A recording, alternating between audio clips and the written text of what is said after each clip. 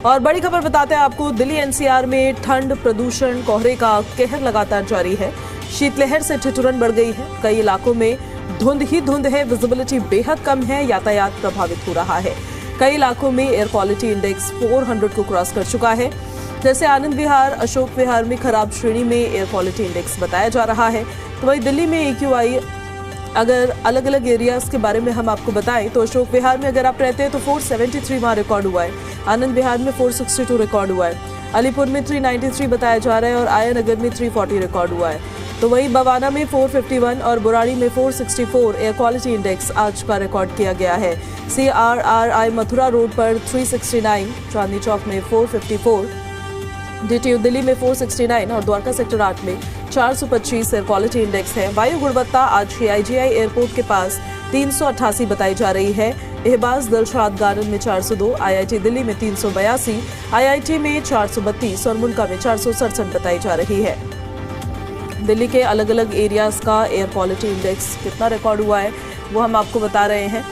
वायु गुणवत्ता बेहद खराब स्थिति में आज की बताई जा रही है और ये वायु गुणवत्ता आपकी हेल्थ के लिए बिल्कुल भी ठीक नहीं है।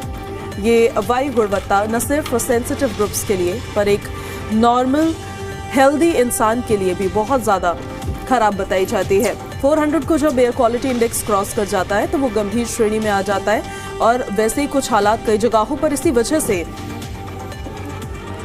दिल्ली सरकार की तरफ से भी ग्रैप 4 के तहत तमाम पाबंदियां लागू की गई हैं। देखिए, हवा की स्थिति बेहद खराब, दिल्ली का एयर क्वालिटी इंडेक्स बहुत ही गंभीर श्रेणी में दर्ज हो रहा है। दिल्ली की पब्लिक पर ट्रिपल अटैक है। एक तरफ प्रदूषण है जो कम होने का नाम नहीं ले रहा, दूसरी तरफ ठंड का सितम है जो लगातार बढ़ता ही जा रहा है और तीसरी तरफ कोहरा है जो कोहरा विजिबिलिटी पर काफ़ी ज़्यादा असर डाल रहा है। इससे यातायात सबसे ज़्यादा प्रभावित हो रहा है और सबसे बड़ी समस्या ये है कि वाहन चालकों के लिए सड़कों पर निकलना अब मुश्किल हो गया है, वाहन चलाना मुश्किल हो गया है। बड़ी समस्या ये भी कि यातायात पर सबसे ज़्यादा कोहरे का असर पड़ता ही है, तो फिर चाहे वो सड़क हो, रेल हो या फिर अगर आप हवाई यात्रा कर रहे हैं तो एयरलाइंस पर, फ्लाइट्स पर इसका बहुत ज़्यादा डिफरेंस देखने को मिल रहा है। कई जगह फ्लाइट्स कैंसिल हो रही है, कई बार रेशेड्यूल करना पड़ रहा है। तो इसी के अलावा ट्रेन्स भी देरी से चल रही है धुंध के कारण। शीतलहर से ठिठुरन तो बढ़ ही गई है, धुंध से विजिबिलिटी कम हो गई है, यातायात प्रभावित हो गया है।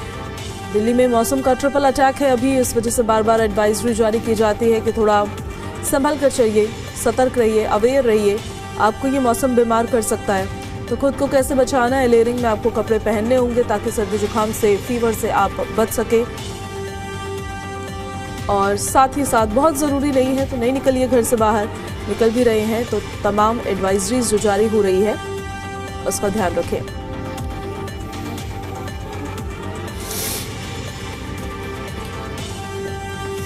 तो दिल्ली में मौसम का ये ट्रिपल अटैक, लोगों की बढ़ रही मुश्किलें, आने वाले कुछ दिनों में कोई राहत की भी ऐसी उम्मीद नहीं जताई जा रही है। दिल्ली में मौसम का ये ट्रिपल अटैक लोगों को परेशान कर रहा है और बार बार यही सवाल खड़े कर रहा है कि आखिर कब राहत मिलेगी। हालांकि पहाड़ी इलाकों में लगातार बर्फबारी का दौर जारी है जिस वजह से ठंडी हवाएं चल रही है और वो ठंडी हवा यहाँ शीतलहर के तौर पर काम कर रही है। इस शीतलहर के बीच में दिल्ली की पब्लिक के लिए ठंड के इस मौसम में परेशानियां और ज़्यादा बढ़ गई है। कोहरे में अपनी हज़ार्ड लाइट्स को ऑन करके लोगों को चलना पड़ रहा है ताकि आपके आगे पीछे या दाएं बाएं कौन चल रहा है आपको इसका अंदाज़ा रहे। ऐसे कोहरे में स्पीड में चलने से बचें, यही बार बार सलाह दी जाती है। ओवर स्पीडिंग बिल्कुल ना करें। यू नेवर नो कि आपको सड़क पर कहाँ पर कौन सा वाहन खड़ा मिल जाए और अगर आप स्पीड में होंगे तो फिर आपको गाड़ी बैलेंस करने में काफ़ी मुश्किल हो सकती है।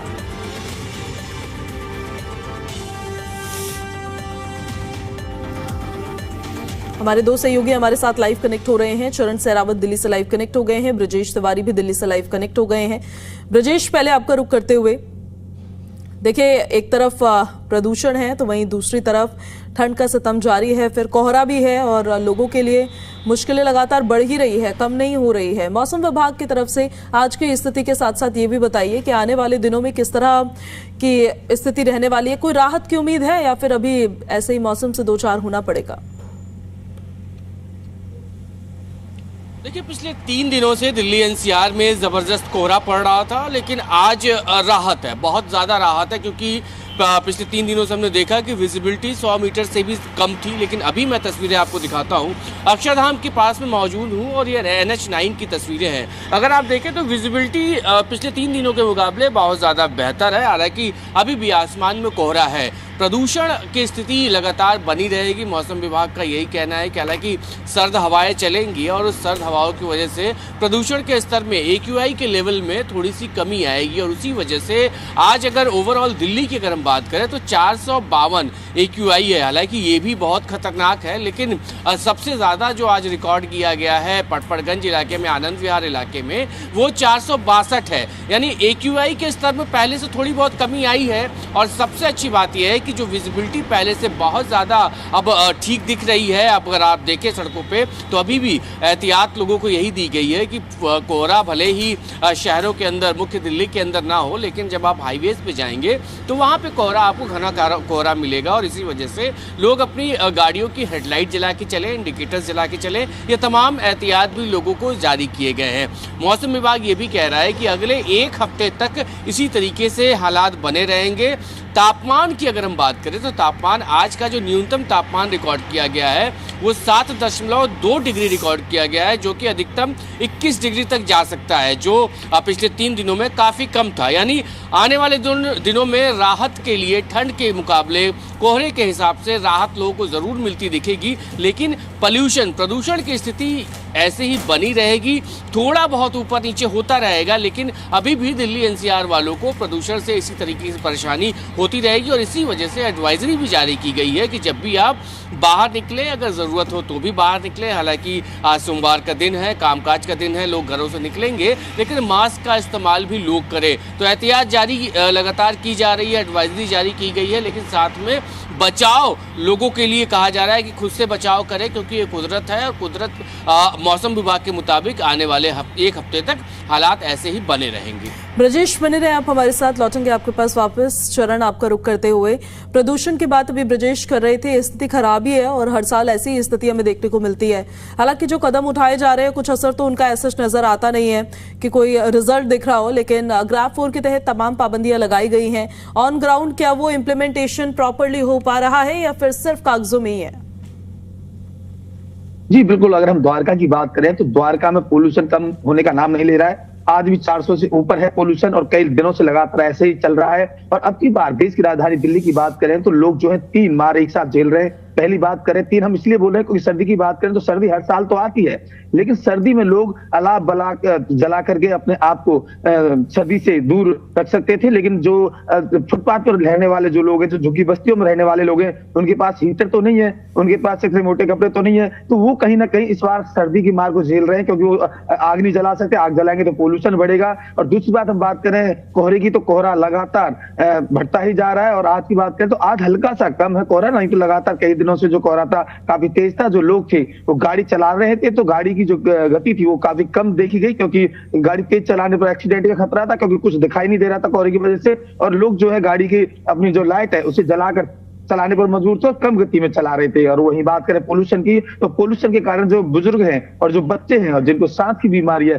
उन लोगों को काफी समस्या का सामना करना पड़ रहा है, क्योंकि कहीं ना कहीं बीमारियां भी नई नई होती जा रही है। क्योंकि लोग जो है सुबह शाम, जो बच्चे और जो बुजुर्ग लोग हैं, बुजुर्ग लोगों की अगर बात करें तो बुजुर्ग अधिकतर जो सांस की बीमारी वाले लोग हैं वो पार्क में जाया करते थे सुबह, लेकिन अब नहीं जा पा रहे क्योंकि पोल्यूशन बाहर ज्यादा है और जिससे वो घर में मजबूर हैं कैद होने पर, और उसी के कारण कहीं ना कहीं और भी बीमारियां बढ़ती जा रही हैं। जी चरण, बने रहे आप हमारे साथ, लौटेंगे आपके पास वापस। ब्रजेश, एक बार फिर से आपका रुख करते हुए, दिल्ली सरकार ने जो विंटर एक्शन प्लान इस बार बनाया, प्रशासन की तरफ से जो इम्प्लीमेंटेशन हुआ, ऑन ग्राउंड किस तरह का आपको वो नजर आया? क्योंकि प्रदूषण को लेकर तो बहुत ज्यादा कुछ असर या फिर रिजल्ट दिखता नजर नहीं आया है।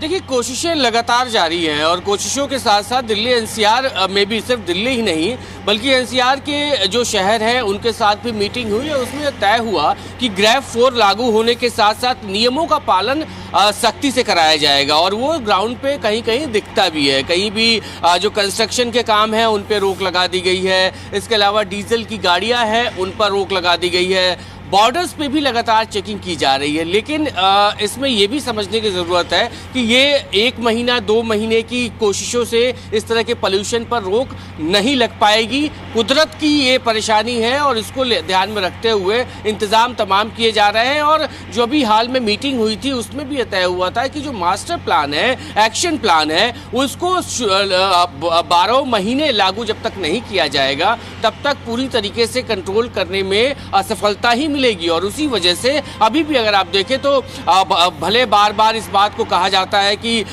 हर बार सर्दियों में इस तरह के हालात होते हैं, लेकिन कहीं न कहीं जिम्मेदारी जो बॉडीज़ होती हैं उनकी भी होती है। हालांकि वो जिम्मेदारी बखूबी कई बार कोशिशें भी होती है निभाने की, लेकिन फिर भी परेशानियां कुल मिलाकर आम लोगों को होती है और वो हो रही है। और इसी वजह से लगातार कागजों पे भी हम कह सकते हैं और वास्तविकता भी कह सकते हैं कि एडवाइजरी जारी होती है, लोगों को बताया जाता है, लेकिन परेशानी हर बार दिसंबर और जनवरी के महीने में इसी तरीके से होती है जिसमें लोग परेशान होते हैं। जो लोग बीमार हैं उनकी तबीयत और ज़्यादा खराब होती है। हालांकि कई लोग एहतियातन खुद ही कदम उठाते हैं और अपना खुद का बचाव करते हैं। तो सड़कों पे कहीं ना कहीं इस तरह के जो प्रयास हैं प्रदूषण को कंट्रोल करने के वो ज़रूर दिखते हैं, लेकिन जब तक इस पर एक लंबी प्रैक्टिस नहीं होगी तब तक इसको पूरी तरीके से कंट्रोल कर पाना मुश्किल भी होता है। बिल्कुल, और इसी वजह से तो ये स्थिति बन गई है। ठीक कह रहे हैं आप ये बात कि लोगों को खुद ही फिलहाल इससे बचने के लिए तमाम कदम उठाने पड़ रहे हैं और खुद ही मास्क पहनना पड़ रहा है, वाटर प्यूरिफायर का इस्तेमाल, अपने एयर प्यूरिफायर का इस्तेमाल अपने घरों के अंदर करना पड़ रहा है। लेकिन सब लोग अफोर्ड नहीं कर सकते हैं, ये मिडिल क्लास फैमिलीज अफोर्ड नहीं कर सकती हैं और इसी वजह से वो एक्सपेक्ट ये करते हैं गवर्नमेंट से कि वो सिर्फ 2 या 3 महीने नहीं इस पर पूरे साल काम करे। चरण, इस बात को लेकर गंभीरता कितनी नज़र आ रही है? क्योंकि देखिए विंटर एक्शन प्लान भी बन जाता है, तमाम स्टेप्स उठाए जाते हैं, स्प्रिंकलर्स, वाटर स्मॉग गन्स ये सड़कों पर घूमती नजर आती है, पानी का छिड़काव हो रहा है, लेकिन कुछ असर नहीं। लोग फिर भी परेशान हैं, तमाम इश्यूज प्रदूषण की वजह से फेस कर रहे हैं। तो गंभीरता कितनी देख पा रहे हैं आप? गंभीरता काफी तेज है क्योंकि जिस तरीके से देखा जा रहा है पोल्यूशन लगातार बढ़ रहा है, कम होने का नाम नहीं ले रहा है। तो कहीं ना कहीं सरकार को इसमें जागने की जरूरत है, क्योंकि सरकार जब कदम उठाती है, जब पोल्यूशन काफी हद तक ऊपर आ जाता है, काफी ज्यादा लोगों को समस्याओं का सामना करना पड़ता है, उसके बाद सरकार कदम उठाती है। अगर सरकार पहले से इन चीजों पर कदम उठाए तो कहीं ना कहीं ये जो पोल्यूशन है इतना ना बढ़े। अब मैं खुद की ही बात करूं तो मेरे को अभी 10 मिनट बाहर घर से निकले हुए हैं और मुझे अगर मैंने मास्क नहीं लगा रखा है तो मेरे को खांसी होनी शुरू हो गई, मेरा गला खराब हो गया। तो कहीं ना कहीं जो लोग हैं, अगर मैं जवाब दूं तो मेरे को दिक्कत हो रही है, तो बुजुर्ग लोगों को कितनी दिक्कत हो रही होगी, छोटे बच्चों को कितनी दिक्कत हो रही होगी, इससे हम अंदाजा लगाया जा सकता है। और कहीं ना कहीं सरकार कदम उठा रही है, लेकिन उसका कहीं अगर जमीनी स्तर पर देखा जाए तो कुछ लाभ दिखाई नहीं दे रहा है लोगों को, क्योंकि जिस तरीके से पोल्यूशन है वो एक दिन ठीक हो जाता है, फिर अगले दिन फिर से वही 400 पार हो जाता है, कहीं 500 तक पहुंच जाता है। तो कहीं ना कहीं सरकार को कदम उठाने हैं, तो लेकिन वो कदम जो उठाने वो जब पोल्यूशन बढ़ रहा है उससे पहले उठाने होंगे। सरकार को जागरूक होने की इसमें जरूरत है, क्योंकि इसकी वजह से लोगों को काफी समस्या का सामना करना पड़ रहा है। अगर बात करें लोगों की, तो देश की राजधानी में जो लोग हैं वो एक जेल की जिंदगी जी रहे हैं, क्योंकि बाहर निकल नहीं सकते हैं। बुजुर्ग लोग बाहर निकलेंगे तो पोल्यूशन काफी ज्यादा तेज है, पार्कों में जा नहीं सकते हैं, बीमारी से बचने के लिए लोग पार्कों में जाते हैं, बुजुर्ग लोग वहां नहीं जा पा रहे, तो घर में ही रजाई में अपना पूरा दिन कैसे इंसान रह सकता है, एक सोचने वाली बात है। और बाहर घर के बाहर निकल के आग भी जलाएंगे तो उससे पोल्यूशन और बढ़ेगा। तो कहीं ना कहीं लोग जो तीसरी सोचते हैं कि हम आखिर करें तो करें क्या, क्योंकि कोई ऑप्शन ही नहीं बचा उनके पास। अब आप दोनों का फिलहाल बहुत शुक्रिया। ब्रजेश, चरण, आपका बहुत शुक्रिया इन सारी जानकारियों के लिए। तो स्थिति देखिए प्रदूषण की क्या है, हमारे सहयोगी तो वो आपको बता ही रहे थे। ठंड का सितम, आने वाले दिनों में मौसम की स्थिति क्या रहने वाली है वो आप तक पहुंचा रहे थे। हालांकि ये प्रदूषण से कोई राहत नहीं है फिलहाल, और राहत नहीं है तो इसीलिए आपको खुद सतर्क रहना होगा। अलग अलग एरियाज में क्या है टेम्परेचर वो भी देख लीजिए जरा। ग्रेटर नोएडा में minimum 9 degree Celsius, maximum 24 degree Celsius है। गाजियाबाद में मिनिमम 3.5 और मैक्सिमम 25.2 डिग्री सेल्सियस टेम्परेचर बताया जा रहा है। इसी तरह से दिल्ली और गुरुग्राम के आंकड़े भी अभी सामने आएंगे तो उसको लेकर हम आपको अपडेट देते हैं। लेकिन टेम्परेचर लगातार कम हो रहा है और टेम्परेचर के कम होने के चलते लोगों की परेशानियां बढ़ गई हैं। और मौसम विभाग की तरफ से भी यही अपडेट्स है, यही जानकारी है कि आने वाले दिनों में इसी तरह का माहौल रहेगा। दिल्ली में minimum 14 degree Celsius temperature, Noida में मिनिमम 10 और मैक्सिमम 24 डिग्री सेल्सियस टेम्परेचर रहेगा। ग्रेटर नोएडा में minimum 9, maximum 24 degree Celsius. Ghaziabad में minimum 13 degree Celsius, maximum 25 degree Celsius temperature रहने का अनुमान जताया गया है। ये मौसम विभाग की तरफ से इंफॉर्मेशन है। इतना न्यूनतम और अधिकतम तापमान रहने वाला है। अब आपको बताते हैं अम्बाला के क्या हाल रहेंगे। अम्बाला में मिनिमम 7 डिग्री सेल्सियस, भिवानी में मिनिमम 7 डिग्री सेल्सियस और चरखी दादरी में minimum 7 degree Celsius, maximum 24 degree Celsius temperature रहेगा।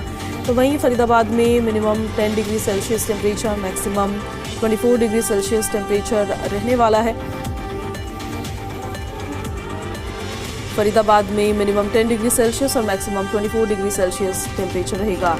फतेहाबाद की अगर हम बात बताएं तो मिनिमम 9 डिग्री सेल्सियस टेम्परेचर रहेगा। गुरुग्राम में 10 डिग्री सेल्सियस मिनिमम टेम्परेचर रहने के आसार जताए जा रहे हैं। हिसार में मैक्सिमम 24 डिग्री सेल्सियस टेम्परेचर रहने के आसार जताए गए हैं।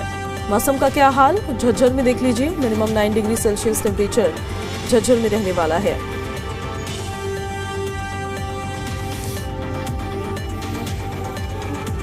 हरियाणा और दिल्ली ठंड का सितम लगातार जारी है और ये ठंड अभी इसी तरह से बढ़ने वाली है। ये ठंड फिलहाल अभी कम नहीं होने वाली और इसी वजह से बार बार ये एडवाइजरीज जारी की जाती है कि आप अपनी हेल्थ का ध्यान रखें।